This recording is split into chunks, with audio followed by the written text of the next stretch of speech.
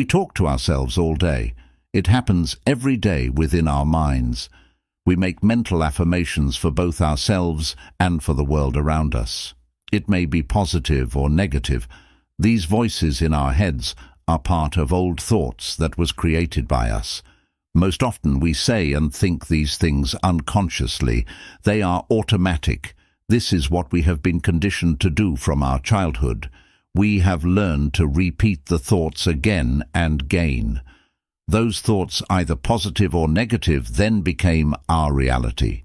But you have the power to learn how to talk to yourself in a way that will benefit you and make the universe to work in such a way to give you experiences that would match with your true desires. This is called reprogramming your mind. I will explain how to do that here. I think you would agree if I tell you that much of the chatter that goes on within our minds is about what we want and what we do not want. The reason for this is that as children we learn to push our wants out of our minds to please others. The pleasure of the thoughts that we desire in our minds is surpassed by the fear of the occurrence of the thoughts that we hate. This creates doubts and stress. On a spiritual note, believing in negative thoughts is the single greatest obstruction to success. Therefore, the trick is in replacing negative thoughts with positive ones. The positive mental constructs will help you to manifest positive experiences. You would know that your thoughts have tremendous power. The source energy within us inspires us to act, but the conditioned voices in our head tells us to doubt that inspiration. If you witness disturbing thoughts arising in your mind, do not panic, just observe them. Do nothing. Let them to come. Just observe them. They will pass and fade on their own. Observing these thoughts is the trick to learning how to talk to yourself differently. The simple act of observing your thoughts can take the power away from them. You can now create new or more positive thoughts to replace them. It will create new experiences for you. If you are bothered about the fears and doubts that constantly arise and cloud your mind, I will tell you how to get rid of them. Fears and doubts in your mind are just illusions, because it's you who made them all. Now you have two choices. One is to succumb to and be caught in the web of your fears and doubts, or to overcome them. When you overcome them, you change them. When you change them, you create new thoughts. The new thoughts will require the universe to bring you new set of experiences, because the universe is always keen on delivering to us a reflection of the dominant thoughts that we think. In other words, you experience what is in your mind. Does that sound simple? No, it is not, because there are a few challenges that people face in today's world. Most people are so busy surviving that they do not notice what thoughts that they are allowing to automatically churn within their minds. To overcome these thoughts, you make conscious decisions to bring them to your conscious awareness so that you can change them. In other words, you don't run away from them or ignore them or allow them to run in the background any further. You face them head-on and invite them to present themselves to you so that you expose them for what they are and then take their power away. To do this, sit quietly for a few moments and introduce an intentional thought of a desire that you aim to achieve, and then see what presents itself to you within your mind. Do your thoughts tell you that you can't have this desire? Do they give you all of the reasons why it's impossible to achieve it? Do they tell you that you're not good enough to have it? If so, great, you're actually revealing what blocks your success with this goal, and as these old thoughts become visible, you're going to dismantle them. Your higher self, the source within you, also has a voice within you. It's that quiet little nudge that's pushing you to manifest something new. When you allow the doubts and the fears to surface in your mind, and you reframe the meaning that they hold within you, by saying something to yourself like this: "Oh, those are just those silly, outdated old thoughts that I used to think." Treat those thoughts without giving them any emotion or any power. They will then begin to crumble away, and the desire from your higher self can come forward.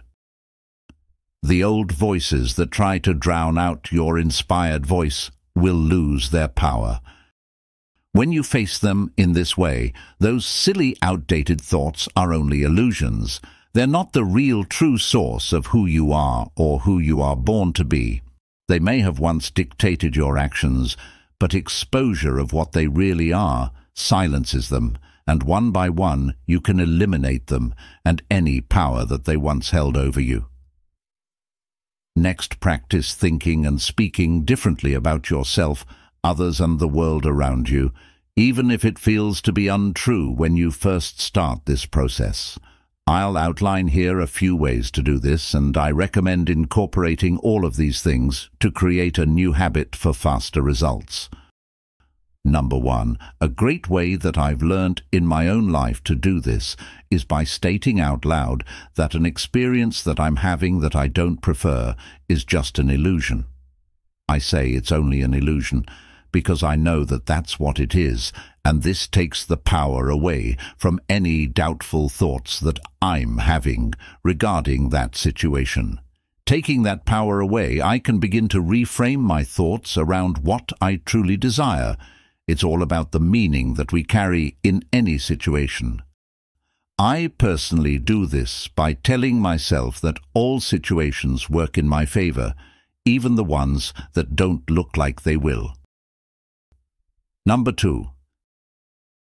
Sometimes the negative thoughts that need to be changed are about yourself. If you've ever said to yourself, "Why did I do that? What's wrong with me? Why do I always screw things up?"